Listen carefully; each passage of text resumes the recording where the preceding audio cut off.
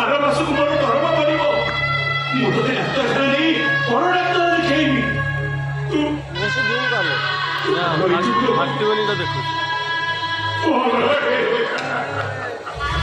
আমি যেতে বারণ করলাম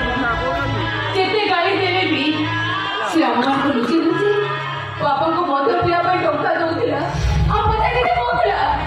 ତୁ ଦେଖିବୁ ଲୋକ ଏମିତି ଦିନେ ସମୟ